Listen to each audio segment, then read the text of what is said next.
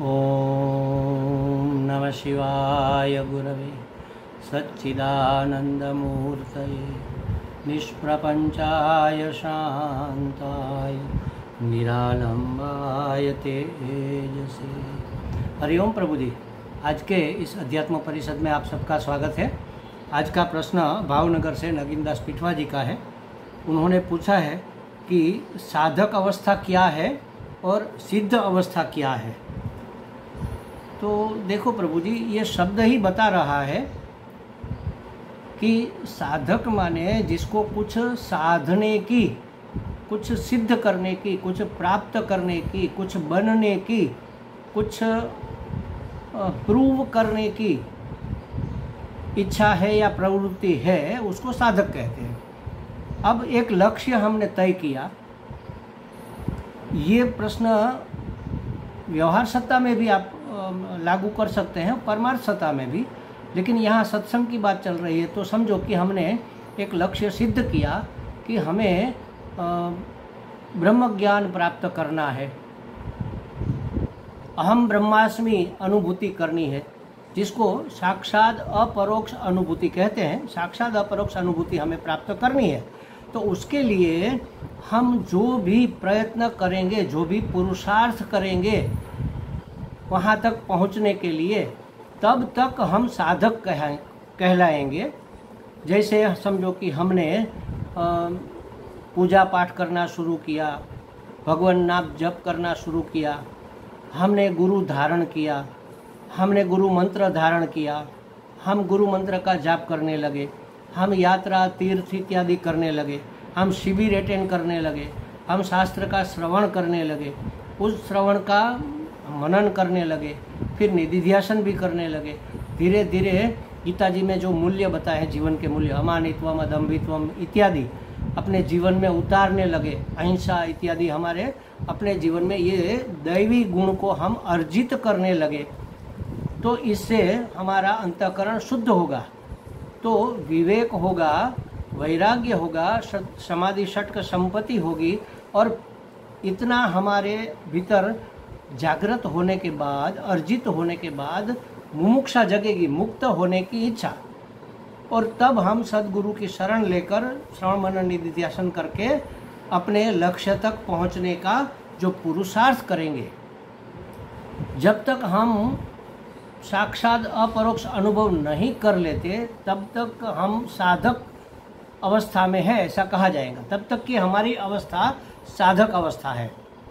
अच्छा, जब हमने सद्गुरु के मुख से सुना तत्त्वमसि, तुम ब्रह्म हो, तुम ही वही हो, और अंतःकरण शुद्ध है, समाधि षटक संपत्ति युक्त है, दैवी संपत्ति युक्त है, अमानित्वादि 20 जो मूल्य का है उससे युक्त है हमारा जीवन, अहिंसादि हमने धारण कर रखा है, तो हमें अपरोक्ष ज्ञान हो जाएगा, अपरोक्ष अनुभूति हो जाएगी कि अहम ब्रह्मास्मि। तब हम सिद्ध हुए। अब उस सिद्ध अवस्था में टिकने के लिए हम निधिध्यासन करेंगे। तो निधिध्यासन माने विपर्य जो उठ रहे हैं पूर्व के संस्कार वश, उस विपर्य का निराकरण करने के लिए जो हम करते हैं ध्यान, उसको कहते हैं निधिध्यासन। तो निधिध्यासन करके हमने अपने ज्ञान को दृढ़ कर लिया। तब सिद्ध अवस्था भी नहीं रहती। अवस्था तो आने जाने वाली चीज़ है ना, इसलिए इसको अवस्था कहा। जब तक हम निष्ठ नहीं हुए, निष्ठ हो गए, दृढ़ निष्ठा हो गई हमारी, अहम ब्रह्मास्मि में, अपरोक्षानुभूति में हमारी दृढ़ निष्ठा हो गई, तब ये हमारी सिद्ध स्थिति कहाएगी। अवस्था फिर नहीं रहेगी, तब ये स्थिति हो जाती है। तो जब तक हम अपने लक्ष्य को प्राप्त करने के रास्ते पर है, यात्रा में है, तब तक परम की प्राप्ति की यात्रा में जब तक हम है, तब तक हम साधक है। देखो प्रभु जी, सन्यासी बन जाना का मतलब सिद्ध हो जाना नहीं है।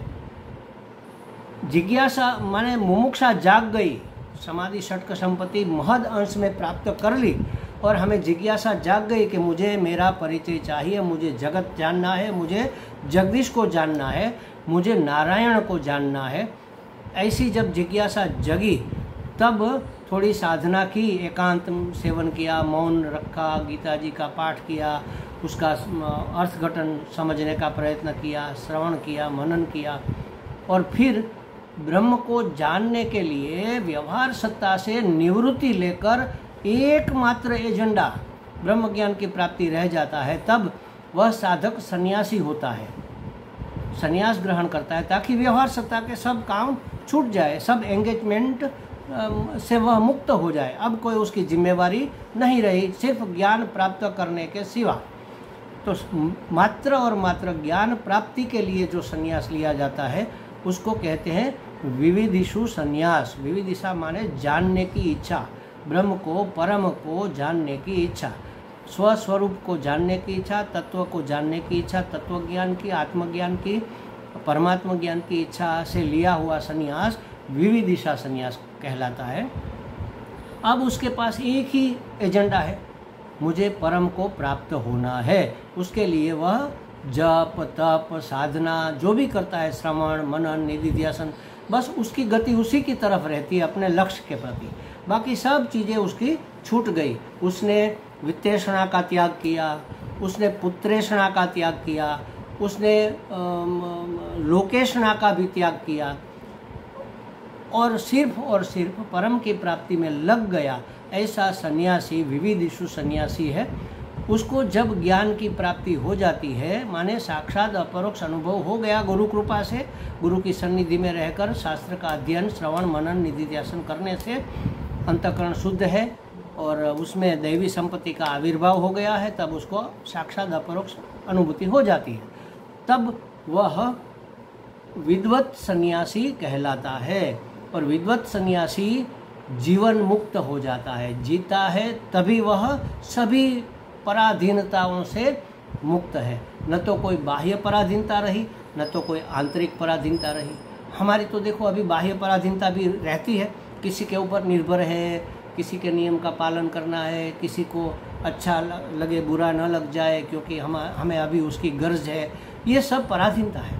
और आंतरिक पराधीनता माने अपने काम, क्रोध, लोभ, मोह, मद, मात्सर्य, दंभ इत्यादि आसुरी वृत्तियों से, माने हमारे पूर्व के संस्कारों के आवेग के हम वश में है, तो आवेग वश हमारे से वर्तन हो जाता है, ये पराधीनता है।